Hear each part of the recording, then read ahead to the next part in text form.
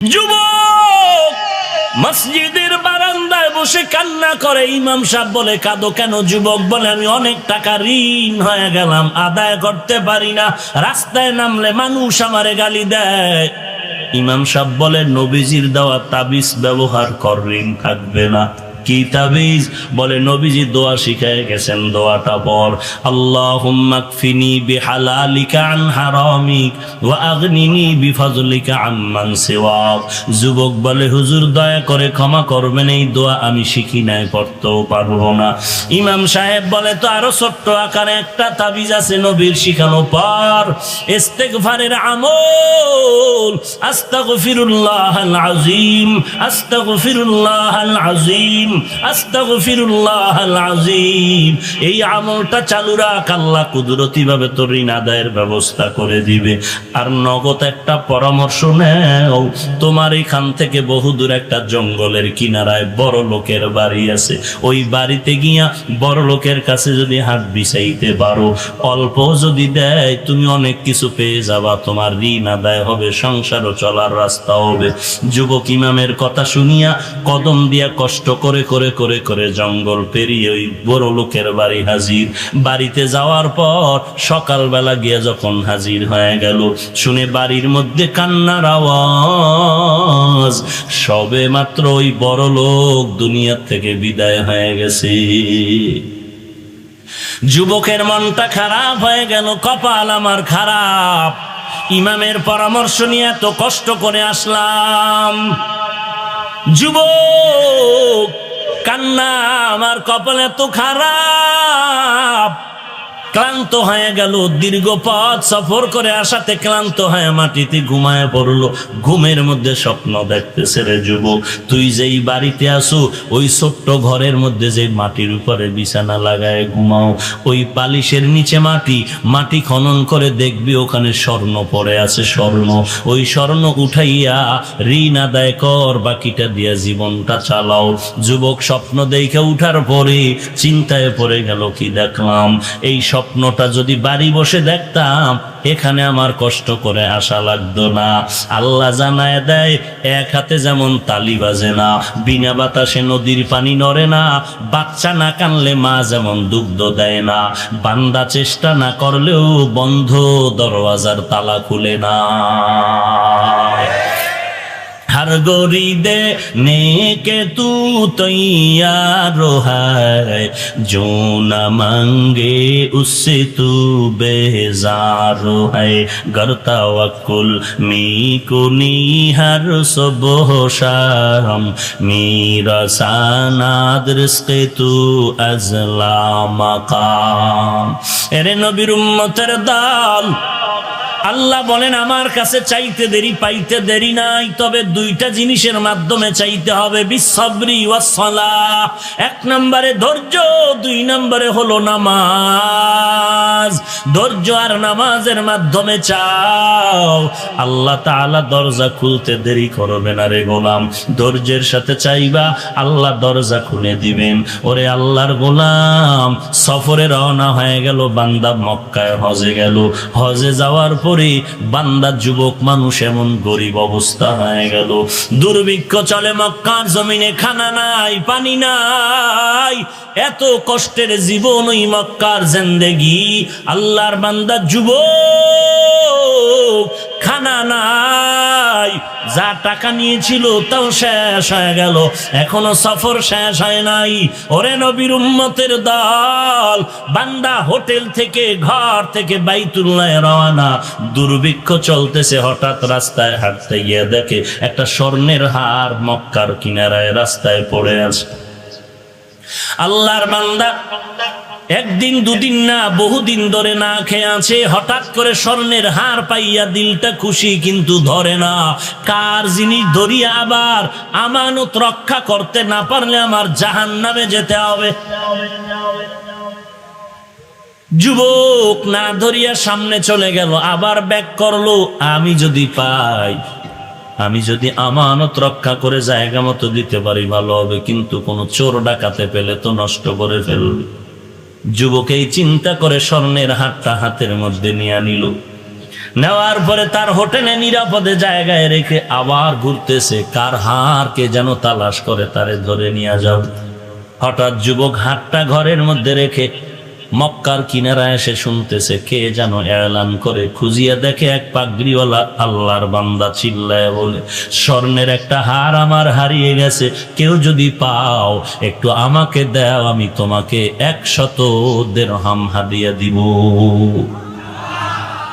দুর্ভিক্ষের সময় যুবকের পেটে খানা নাই, বড় কষ্টের জীবন।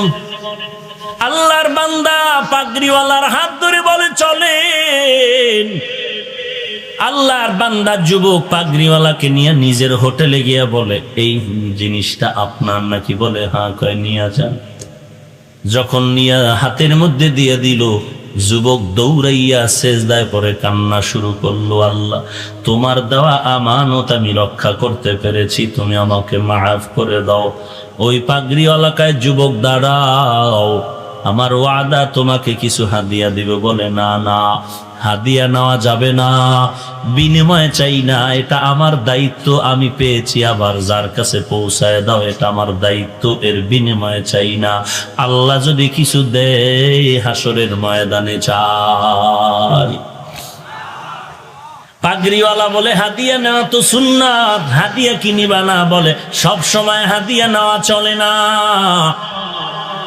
শুধু রমজান মাস আসলেই যে হাফেজ সাহেবের হাদিয়া দিবেন আর 11 মাস খবর নেবেন না, উদ্দেশ্য ভালো না।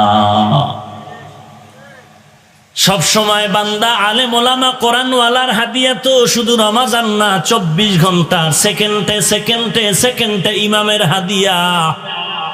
ভালো ফল হয়েছে, ভালো ফল প্রথম ইমাম সাহেবকে খাওয়াও, কারণ তার হাত পাক, তার জিহ্বা পাক, তার দোয়া করলে কবুল হয়ে যায়।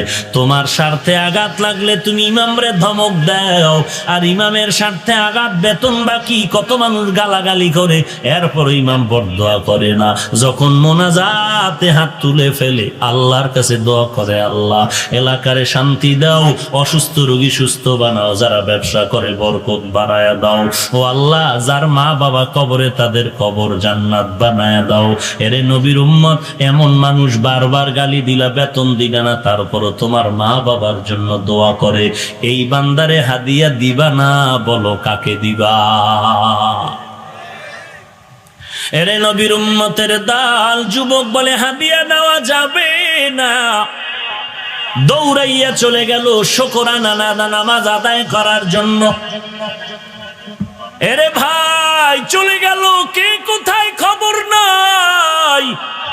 পাগড়িওয়ালা কই, যুবক কই, কোনো খবর নাই। যুবকের সফর শেষ, বাড়িতে রওয়ানা, নদী পথে স্টিমারে রওয়ানা। নদীর মাঝে তুফান শুরু হয়ে গেল, এবং তুফান জাহাজ ডুবেছে, অনেক মানুষ মরে গেল। কিন্তু আল্লাহর বান্দা যুবক, আল্লাহর গোলাম, খাঁটি গোলাম, তাকওয়াওয়ালা গোলাম, ওই বান্দা একটা তক্তার উপরে ভাসতেছিল পানির মধ্যে। আল্লাহর কুদরতের দরজা খুলেছে। আল্লাহ কয়, আমার কাছে যারা সাহায্য চাবি ধৈর্য আর নামাজের মাধ্যমে, আমি আল্লাহ ফেরেশতা দিয়া তোরে সাহায্য করব।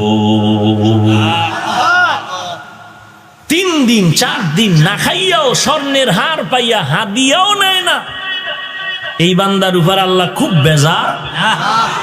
আল্লাহ বলে, ও সমুদ্রের পানি, বান্দাকে কিনারায় পৌঁছায়া দাও। তক্তা তার ধরে আছে, কিনারায় চলে গেল, আছে না জঙ্গল কিনারায়, চিনে না কোথায় আসলাম। যুবক নদীর সমুদ্রের পারে পারে হাঁটে আর পথ খুঁজতেছে কোথায় যাব। হঠাৎ একটা সরু পথ পেয়ে ওই পথ দিয়া বান্দা রওয়ানা। হেঁটে হেঁটে বহুদূর গিয়া দেখে আল্লাহর একটা ঘর, মসজিদ দেখা যায়। মসজিদের কিনারায় নামাজ পড়ে আর নামাজের পরে বসে বসে কোরআন তেলাওয়াত করে। আউযু বিল্লাহি মিনাশ শাইতানির রাজিম, বিসমিল্লাহির রহমানির الرحيم الحمد لله رب العالمين الرحمن الرحيم مالك يوم الدين ইয়্যাকা না'বুদু ওয়া ইয়্যাকা নাস্তাঈন ইহদিনাস সিরাতাল মুস্তাকিম সিরাতাল্লাযীনা আন'আমতা আলাইহিম গায়রিল মাগদুবি আলাইহিম ওয়ালাদ-দাল্লিন।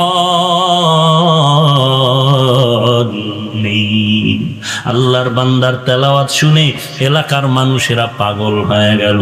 যুবকের পা জড়ায় কয়, যুবক কই বাড়ি কই ঘর, কি তোমার পরিচয়? যুবক বলে, আমার বাড়ি অমুক এলাকায়, এখানে কেমনে আসছো? পুরা ঘটনা যখন শুনলু সব মানুষের মায়া জন্মায় গেল। কয়, যুবক ভাই, এলাকায় থাকো, আমগো মসজিদের খতিব সাহেব কয়েকদিন আগে ইন্তেকাল করেছে, তুমি আমগো ইমামতি করবা, যা দরকার আমরা ব্যবস্থা করব। আল্লাহর বান্দা ইমাম হয়ে গেল, কিন্তু বান্দা এখনো বিবাহ করে নাই।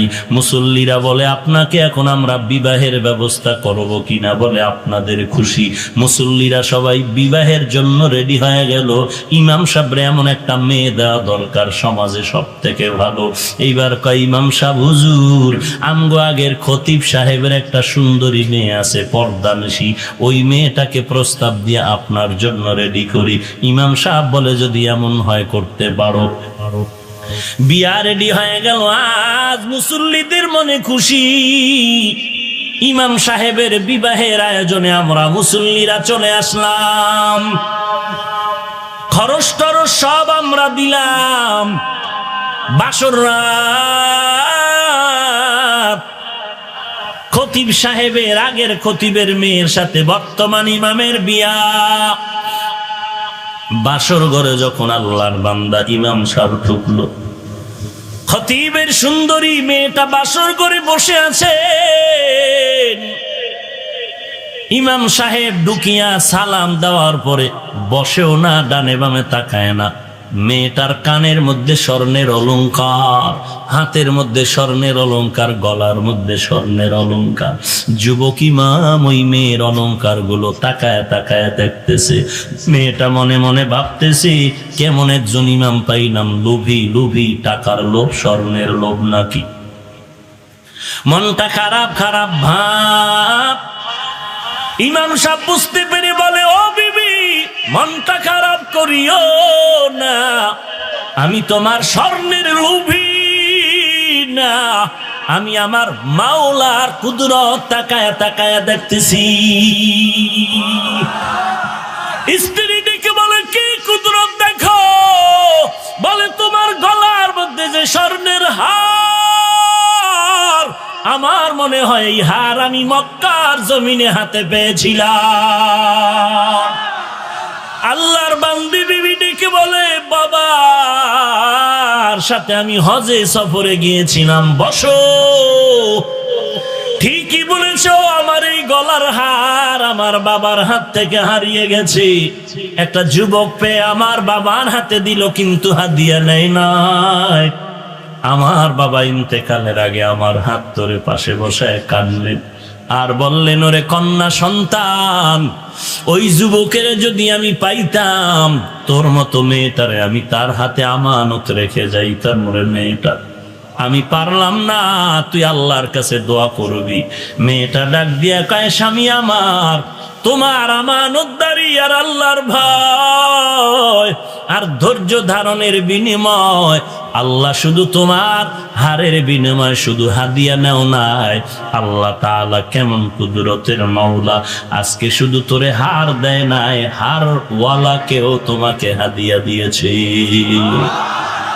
या इलाही तू मेरा माबूद है, या इलाही तू मेरा माशूक है, या इलाही मुझसे मुझको दूर कर, ताकि देखो मुझ में तुझको एक नजर, या इलाही तू मेरा तारो है, या इलाही तू मेरा गफ्फारो है। এরে এলাকার মা বোনেরা, ও বৃদ্ধ বাবাজি, এ যুবক, সবাই তো ভালো হতে চাও, ধনী হতে চাও, শান্তির জীবন চাও, কিন্তু ভালো কেমনে হওয়া যায় তার পরামর্শ দিলে মানতে চাও না। ধনী কেমনে হতে পারবি, পরামর্শ দিলে মানতে চাও না। শান্তির জীবন যাপন কেমনে করবি, পরামর্শ দিলে মানতে চাও না। এরে যুবক, জিন্দেগির শান্তি যদি চাও, নিজের চরিত্রটা ভালো করার একটা চরিত্রবান কোরআনওয়ালা মেয়ে বউ করে ঘরে আনবি। ওয়াদা কর জীবনে কোনোদিন আল্লাহর বান্দি বউ ঘরে আনবি, বউ করে কোরআনওয়ালা আনবি। একটা টাকাও শ্বশুর বাড়ির থেকে যৌতুকের নামে নিবি না। ওই মেয়েটা কোরআনওয়ালা মেয়ে যদি ঘরে আনতে পারো, আল্লাহর কসম করে বলছি, রেকর্ড করে রাখ, ওই কোরআনওয়ালা মেয়েটা তোর ঘরে যখন আসবে, ওই মেয়েটা নামাজ পড়ে যদি হাত তুলে দোয়া করে, আল্লাহ তাআলা গোবরের মধ্যে যেমন পদ্ম ফুল ফুটায় দেয়, কোরআনওয়ালা গরিবের ঘরেও স্বর্ণের বালিশ ব্যবস্থা করে দিবে। এরে যুবক, আল্লাহর গোলাম, নিজের চরিত্রটা ঠিক কর। যদি কোরআনওয়ালা চরিত্রবান মেয়ে ঘরে বউ বানাইয়া আনতে চাও, আমি তোর পায়ে ধরে বলি রে যুবক, যদি ভালো চরিত্রবান কোরআনওয়ালা মেয়ে বিয়া করে বউ বানাইতে চাও, আমি পায়ে হাত রেখে বলি, পাও দুটো আগাই দে। আমি পায়ে হাত রেখে বলছি, এমন মেয়ে যদি বিয়া করে আনতে চাও, তোর বাবাও পারবে না, তোর দাদাও পারবে না, সরকারও পারবে না, দুনিয়ার কোনো ফেরেশতাও পারবে না। এগুলো পারবে আমার মালিক, আমার আল্লাহ।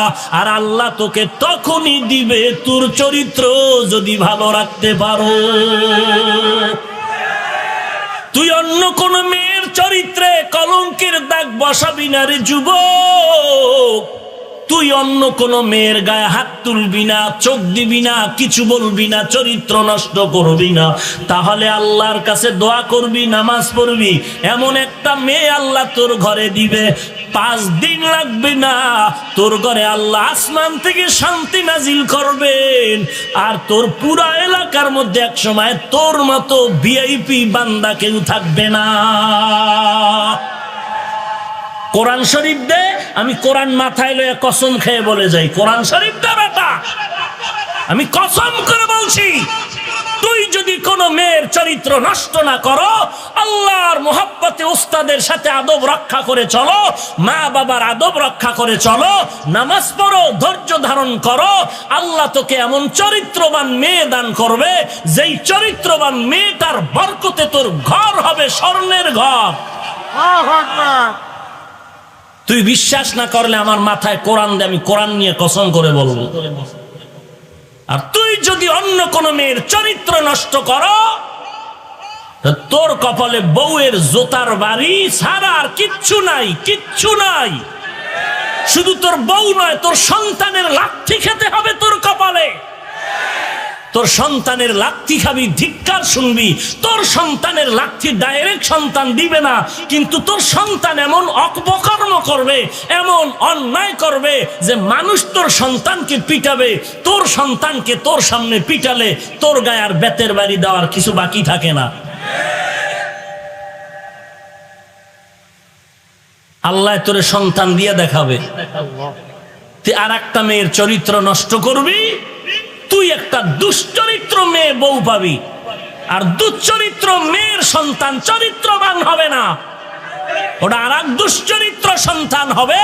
ওই সন্তানের জ্বালায় জ্বালায় ধুকে ধুকে মরে যাবে। রোগের থেকে সুস্থ হতে চাও, বাঙালি নিমক হারাম ঔষধ খেতে চাও না। শান্তি চাও, শান্তি যিনি দেবে ওই দরবারে তুই শান্তি চাও না। তুই বিড়ি টানলে মনে করো শান্তি, দাড়ি কাটলে মনে করো শান্তি, টুপি না রাখলে মনে করো শান্তি। আমাকে বাস্তব চোখের সামনে জবাব দে, টুপি দাড়ির কারণে আমরা কি পরিমাণ অশান্তিতে আছি, আর তুই টুপি দাড়ি ছাড়া কি পরিমাণ আমাদের থেকে শান্তিতে আছো বল। যদি 1% শান্তি বেশি আছো দেখাইতে পারো, হাজারো হাজারো মানুষের সামনে আমি আমার দাড়ি টুপি এখন কেটে ফেলবো। দে, দাঁড়া দাঁড়া, সাহস থাকলে দাঁড়া। যে বল যে আমি সুদ খাইয়া ঘুষ খাইয়া আমি নারীর চরিত্র ধ্বংস করে চুরি করে ডাকাতি করে দাড়ি কেটে নামাজ বাদ দিয়া কোরআন বাদ দিয়া আপনাদের হুজুরদের থেকে শান্তিতে বেশি আছি, আমি নামাজ রোজা সব বাদ দিব আর আমি খুঁজে খুঁজে দেখবো তুই কি পরিমাণ শান্তিতে আছিস। সাহস থাকলে দাঁড়া, পারলে আর না পারলে শুনে নে, আল্লাহর কসম চ্যালেঞ্জ, কোরআনওয়ালা রসুলের আদর্শওয়ালা টুপিওয়ালাদের মতো শান্তিতে সম্মানের পৃথিবীর আর কেউ নাই, কেউ নাই, কেউ নাই। তুই 13 রকম মাছ, 14 রকম গোস্ত আর 15 রকম সবজি আর 17 রকম ভর্তা দিয়া ডাইনিং টেবিলে বসলি খাইতে, ডাক্তার কইল একটা ছাড়া কিচ্ছু খাবি না। তোর এই কসুর খানায় কি হবে? বল কি হবে? ইলিশ মাছ দেখে জিব্বায় বাড়ি মারলি, খাইতে পারলি না, কি হবে ইলিশ মাছ দিয়া? গরুর গোস্তর মজা 3 জনে জিব্বায় বাড়ি মারে, তুই কানে শুনতেছো, কপাল খারাপ, তুই খেতে পারো না, লাভ হবে কি তোর এই গোস্ত দিয়া? তোর এই কোটি টাকার বিল্ডিং এর কি লাভ হবে যেই টাকায় তোরে জেলখানায় ঢুকাইল? তোর এই সন্তান দিয়ে কি লাভ হবে যেই সন্তানের কারণে তোর নাক চুল কাটা গেল?